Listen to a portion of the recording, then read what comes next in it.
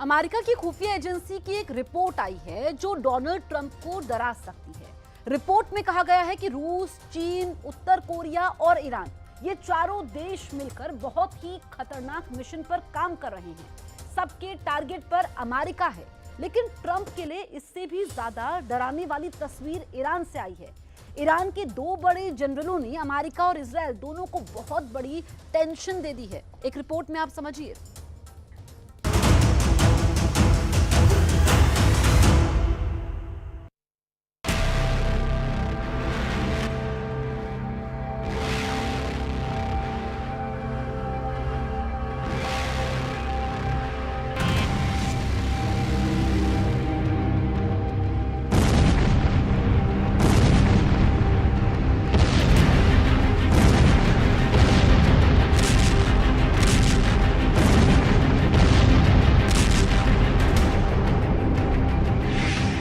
Iran से आए एक वीडियो ने हड़कंप मचा दिया है।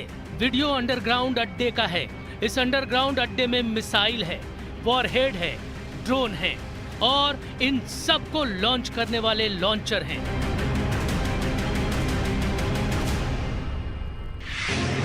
इस वीडियो में डर की मात्रा 100% है, 100%। यानी ईरान के दुश्मनों के जहन में डर समा गया है।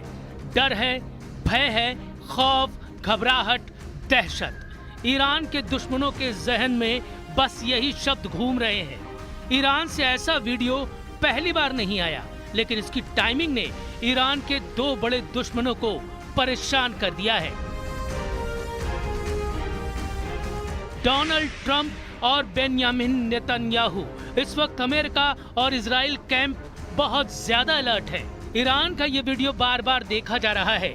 ईरान के इस वीडियो में क्या नया है, क्या ज्यादा डराने वाला है? ट्रंप और नेतन्याहू की टीम ने इस वीडियो की कई कॉपी बनाकर मिसाइल विशेषज्ञों के पास भेजी है। ईरान के इस वीडियो में क्या खास है, इसे डिकोड करने की कोशिश करते हैं। वीडियो फिर शुरू करते हैं। 1 मिनट 25 सेकंड के इस वीडियो में ईरान के दो बड़े जनरल एक जीप पर सवार हैं। दोनों एक बड़े सुरंगनुमा अड्डे से गुजर रहे हैं। इस अड्डे में किनारे किनारे रखी हैं ईरान की खतरनाक मिसाइल। जैसे जैसे लाइट जलती है वैसे वैसे और मिसाइल्स नजर आती हैं। यहाँ ड्रोन भी है, बैलिस्टिक मिसाइल भी है। सबका जायजा लिया जा रहा है। जीप पर सवार हैं ईरान के दो टॉप जनरल, जो ईरान में पावर सेंटर के दो मजबूत स्तंभ माने जाते हैं।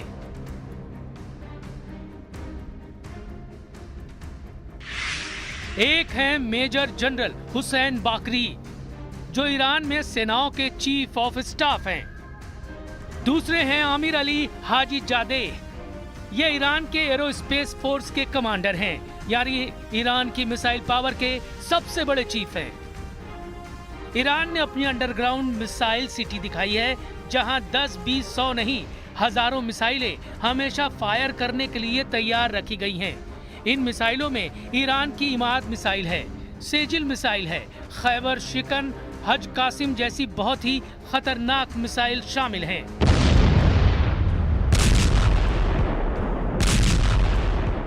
ऐसी कई मिसाइल हैं जो ईरान इजराइल पर फायर कर चुका है। ईरान एक बार फिर बता रहा है कि उसके परमाणु अड्डों को टारगेट करने की कोशिश की गई तो ये मिसाइल और ड्रोन हजारों की तादाद में फायर किए जाएंगे।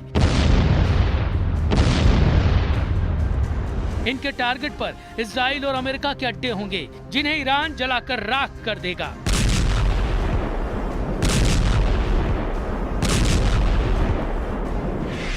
इजराइल की कैपिटल तेल अवीव, इजराइल का दूसरा सबसे बड़ा शहर और पोर्ट सिटी हाइफा, इजराइल का तीसरा सबसे बड़ा शहर एश्केलॉन, इजराइल का सबसे बड़ा बंदरगाह अशदोद, इजराइल का सबसे खतरनाक मिलिट्री बेस नेवातिम, नेगेव के रेगिस्तान में सबसे बड़ा शहर बीरशेबा।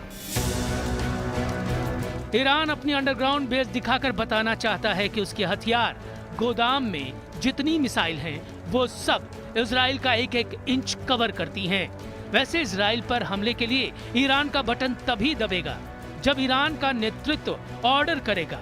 ईरान के सुप्रीम लीडर अली खामैनी भी वार्निंग दे चुके हैं कि इजराइल की दूसरी गलती उसका आखिरी ब्लंडर होगा। ईरान पर हमले के लिए इजराइल की एयरफोर्स और खुफिया एजेंसी मोसाद पूरी तरह एक्टिव है। यानी ईरान को लेकर ऑर्डर साफ है। इजराइल के पास इतनी ताकत है कि वो ईरान के परमाणु रिएक्टरों को मिट्टी में मिला सकता है। नेतन्याहू ये वार्निंग बार बार दे रहे हैं। वैसे इजराइल की चुनौती को ईरान ने 2 बार मुंह तोड़ टक्कर दी है।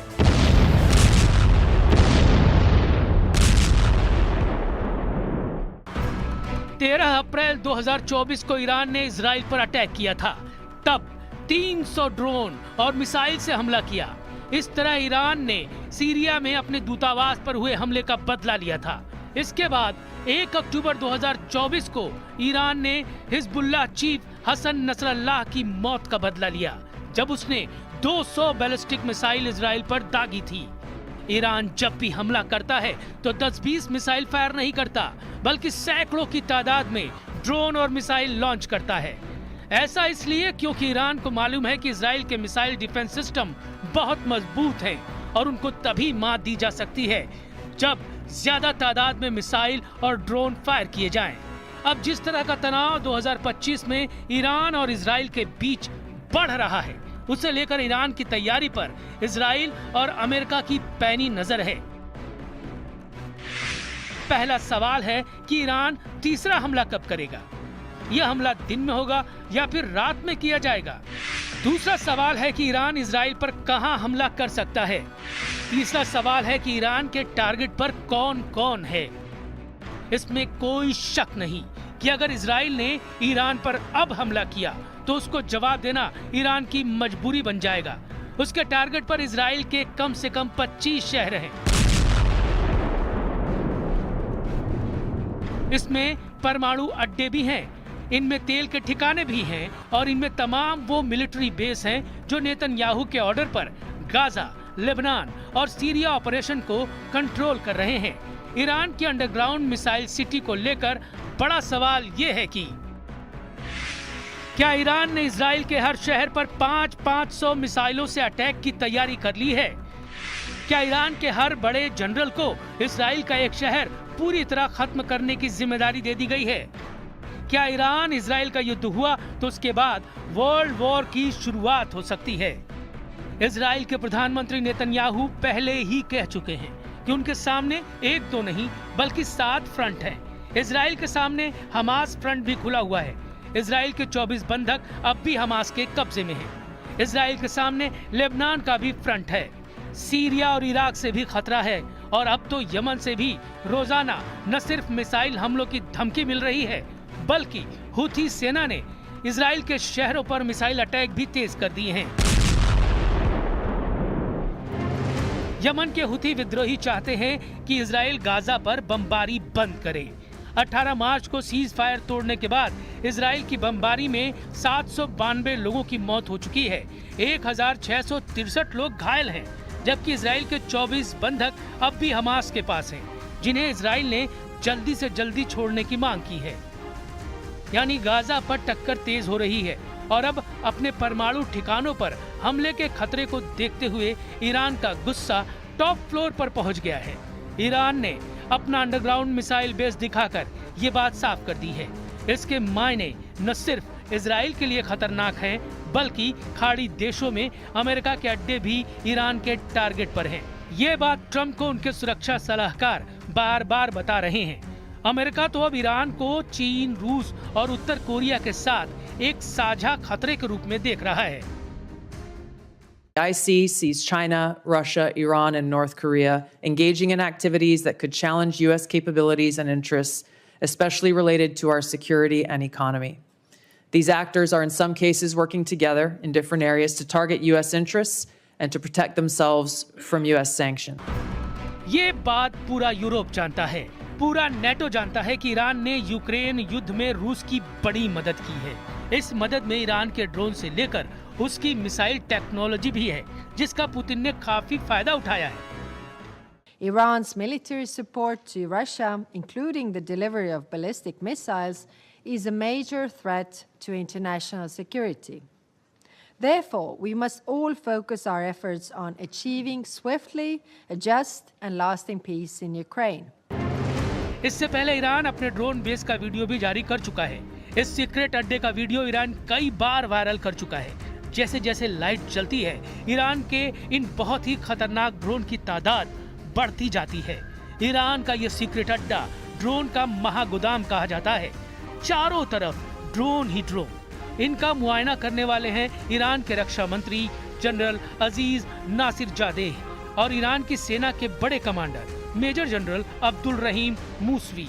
मिसाइल की तरह ईरान की ड्रोन पावर को लेकर खबर बहुत बड़ी है। ईरान ने लंबी दूरी तक मार करने वाले 1000 नए ड्रोन तैयार कर लिए हैं। इनमें ज्यादातर ड्रोन ऐसे हैं जिनकी रेंज 2000 किलोमीटर या उससे भी ज्यादा है। अब ईरान का टारगेट 10,000 नए ड्रोन बनाने का है और इन ड्रोन से अमेरिका और इजराइल के कम से कम 100 टारगेट तबाह करने का इरादा रखता है ईरान अपनी मिसाइल और ड्रोन पावर इसलिए दिखा रहा है क्योंकि ईरान की ये फायर पावर उसकी सुरक्षा की सबसे बड़ी गारंटी मानी जाती है। ईरान दुनिया की सबसे बड़ी ड्रोन पावर और मिसाइल पावर में से एक है। उसके ड्रोन और मिसाइल इजराइल और अमेरिका की तैयारी देखकर ही तैयार किए गए हैं।